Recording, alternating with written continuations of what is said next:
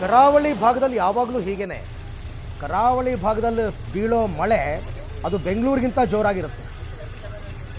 So ಹಾಗಾಗಿ ಈಗ ಪೂರ್ವ ಮುಂಗಾರಿನ ಅಬ್ಬರ ಈಗ ಶುರುವಾಗಿದೆ ಕರಾವಳಿ ಭಾಗದಲ್ಲಿ. ಮಂಗಳೂರು, ಉಡುಪಿ, ಕಾರ್ಕಳ ಮತ್ತು ಕುಂದಾಪುರ, ಮಣಿಪಾಲ ಈ ಪ್ರದೇಶಗಳಲ್ಲಿ ಮಳೆಯಿಂದ ವ್ಯಾಪಕವಾದ ಹಾನಿಯಾಗ್ತಾ ಇದೆ. ಯಾಕೆಂದರೆ ಎಲ್ಲವೂ ಕೂಡ ಒಂದು ಸೈಡ್ನಲ್ಲಿ ಗುಡ್ಡಗಳಿವೆ, ಪಕ್ಕದಲ್ಲಿ ನ್ಯಾಷನಲ್ ಹೈವೇ ಇದೆ. ಆ ಗುಡ್ಡ ಕುಸಿತವಾಗಿದ್ದೆಲ್ಲ ನಿಮ್ಗೆ ಗೊತ್ತಿದೆಯಲ್ಲ, ಲಾಸ್ಟ್ ಇಯರ್ ಏನಾಗಿತ್ತು ಕಾರವಾರದ ಸಮೀಪ ಅಂತಂದ್ಬಿಟ್ಟು. ಈಗಲೂ ಅದೇ ರೀತಿ ಗುಡ್ಡ ಕುಸಿತವಾಗಿಲ್ಲ, ಆದರೆ ಗುಡ್ಡದಿಂದ ಬಂದಂತಹ ನೀರು ಆ ಕೆಸರ ಜೊತೆಯಲ್ಲಿ ಬಂದಿದೆ, ಮಣ್ಣು ಜೊತೆಯಲ್ಲಿ. ಹಾಗಾಗಿ ನೀರಿನ ಬಣ್ಣನೇ ಬದಲಾಗಿದೆ, ಕೆಂಪು ಮಿಶ್ರಿತ ನೀರು. ಗುಡ್ಡದಿಂದ ಬಂದಿರೋ ಕೆಮ್ಮಣ್ಣಿನ ಜೊತೆ ನೀರು ಸೇರಿಕೊಂಡು ಹೀಗಾಗಿದೆ.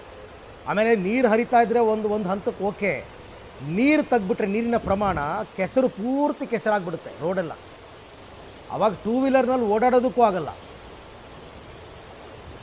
ಮಳೆ ಬಂದು ಬಂದು ಬಂದು ಅದು ಕೊಚ್ಕೊಂಡು ಹೋಗ್ಬೇಕಷ್ಟೇ, ಇಲ್ಲ ಅಂತಂದರೆ ಸಮಸ್ಯೆ ಜಾಸ್ತಿ ಆಗುತ್ತೆ. ಉಡುಪಿಯ ಮಣಿಪಾಲ. ಇನ್ನು ಮಂಗಳೂರಿನಲ್ಲಿ ಮೊದಲ ಮಳೆಗೆ ತಡೆಗೋಡೆ ಕುಸಿದು ಅವಾಂತರವೇ ಸೃಷ್ಟಿಯಾಗಿದೆ. ಯಾವ ತಡೆಗೋಡೆ ಅಂದರೆ ಅಪಾರ್ಟ್ಮೆಂಟ್ನ ತಡೆಗೋಡೆ ಕುಸಿದು ಬಿದ್ದು ಭಾರೀ ಹಾನಿಯಾಗಿದೆ ಮಂಗಳೂರಿನಲ್ಲಿ. ಪಕ್ಕದಲ್ಲೇ ಬೃಹತ್ ಕಟ್ಟಡವೊಂದರ ಕಾಮಗಾರಿ ಕೂಡ ನಡೀತಾ ಇದೆ. ಇದು ಮಂಗಳೂರಿನ ಕೊಡಿಯಾಲ್ ಗುತ್ತುವಿನಲ್ಲಿ ನಡೆದಂತಹ ಘಟನೆ. ಜೊತೆಗೆ ಅಲ್ಲಿ ಗಾಳಿ ಮಳೆ, ಆ ಭಾರೀ ಗಾಳಿಗೆ ಹಾರು ಹೋಗಿದೆ ಕಾಂಪೌಂಡ್ ಪಕ್ಕದಲ್ಲಿದ್ದಂತಹ ಕಬ್ಬಿಣದ ಶೀಟ್. ಅದೃಷ್ಟವಶಾತ್ ಯಾವುದೇ ತೊಂದರೆ ಆಗಿಲ್ಲ, ಹಾನಿಯಾಗಿದೆ, ಯಾವುದೇ ಜನರಿಗೆ ತೊಂದರೆ ಆಗಿಲ್ಲ.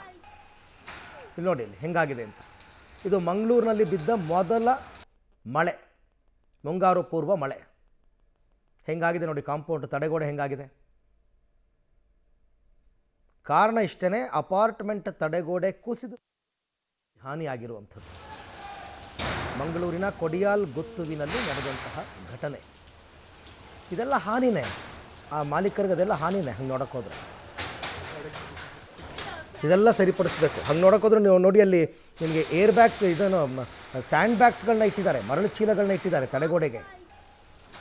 ಪ್ರಯೋಜನಕ್ಕೆ ಬಂದಿಲ್ಲ.